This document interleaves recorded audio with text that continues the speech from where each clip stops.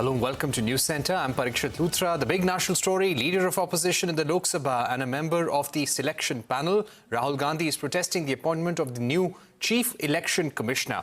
Late last night, the government appointed current Election Commissioner Gyanesh Kumar as the new CEC.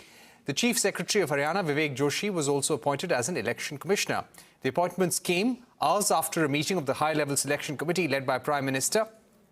The committee also comprises of Home Minister Amit Shah and Leader of Opposition in the Lok Sabha, Rahul Gandhi. This marks the first time a selection panel was involved in picking India's top election watchdog. The government passed a law in 2023 changing the appointment process and giving powers to this high-level committee. At the meeting, Rahul Gandhi opposed the appointment.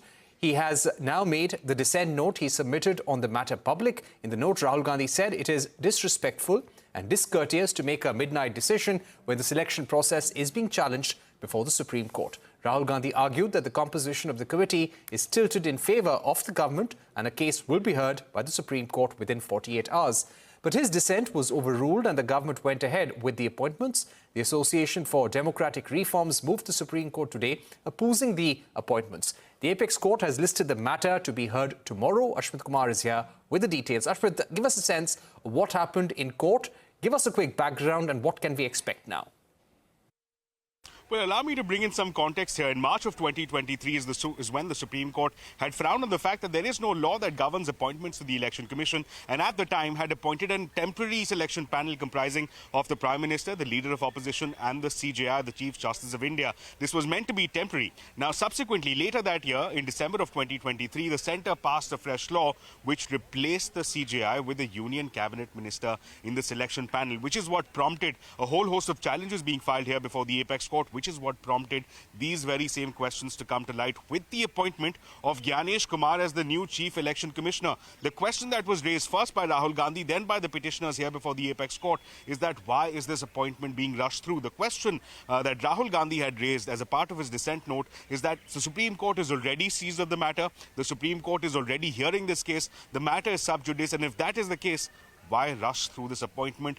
Why not wait for the Supreme Court to hear and decide this case? Finally, this was the very same submission that was made this morning by the Association for Democratic Reforms. They said that the Supreme Court judgment is being made a mockery of, that constitutional norms are being violated, and that there is no independence as far as this new selection panel is concerned, and therefore there is an urgent requirement for intervention for hearing by the Supreme Court. So importantly, the Supreme Court has agreed to hear this case. Tomorrow will be a critical day where the Supreme Court will look to give guidance on what happens with respect to this new selection panel, what happens in the interim, and what happens by when the Supreme Court will finally hear and decide this case.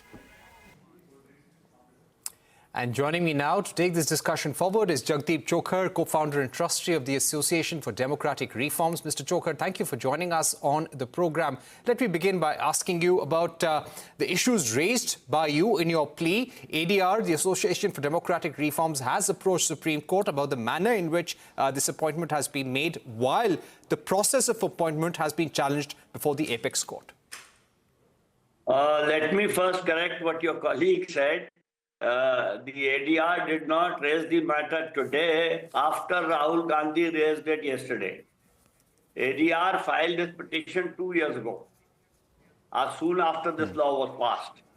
And for the last few months, ADR has been filing applications to the Supreme Court, seeking an urgent hearing, repeatedly bringing to the attention of the Supreme Court that the current CEC or the then CEC will finish his tenure on February 18, and a decision should be taken before that.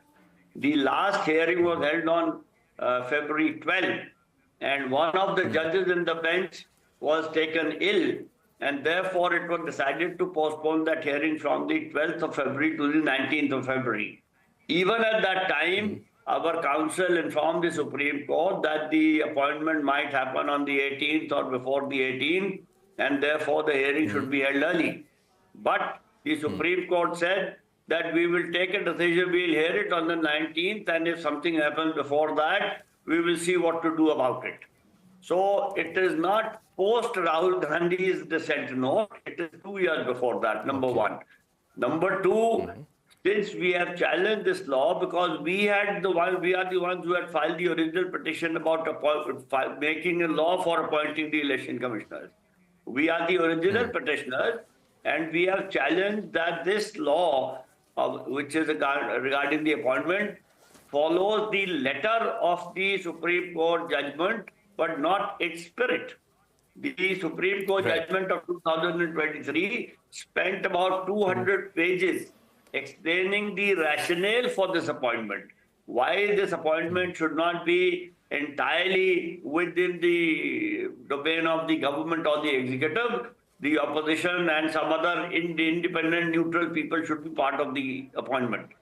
So, since the opinion of the Supreme Court, since the rationale of the Constituent Assembly has not been honored, we have gone to say that this law is violative of the Supreme Court direction and needs to be modified.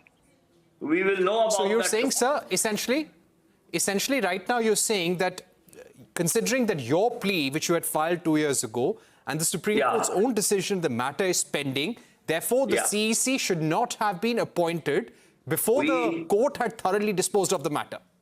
We had filed an application to the court to this very effect. Right. What are you now seeking? What are you now hoping for in terms of relief, Mr. Chhokar? We are hoping that the Supreme Court will say that this law that was being made by the Parliament is not constitutional, number one. And number two, it should say that the appointments made under this law are not valid because it was already under challenge before these appointments were made. Right. Thank you so much, Mr. Chhokar, for joining us with your view. Let's also see what happens before the Apex Court now. One more question, if I could ask you, before we end this discussion. What do you think will be the challenges before the new CEC as far as conducting elections are concerned? The outgoing CEC has spoken about the questions raised by political parties time and again for political convenience regarding the electoral process. I do not speak on behalf of any political party, but we as a civil society organization who has been working on elections for 25 years, we have worked with many election commissioners in the past, but over the last 6, 7, 8 years, the situation of the Election Commission seems to be that they do not think that people at large have a stake in the electoral process. They seem to think that only the candidates who contest elections and political parties are the stakeholders. They have steadfastly refused to give any information to citizens when it is asked for. And that is not an appropriate thing because the Election Commission of India is answerable to the Constitution. And through the Constitution, it is answerable to the people of India. So the primary responsibility of the Election Commission is to the people of India, neither to candidates, nor to political parties, nor to the government of the day. Right. Thank you much, Mr. Chhokar, for joining us. Let's see what happens now in the Apex Court. We're taking a short break on that note, but coming up on the other side, United States and Russia begin talks in Saudi Arabia to end the Ukraine war. But neither Ukraine nor Europe get a seat at the table. A special discussion when we return with Meera Shankar, the former Indian envoy to the United States, and also Ambassador K.C. Singh, India's former ambassador to Iran.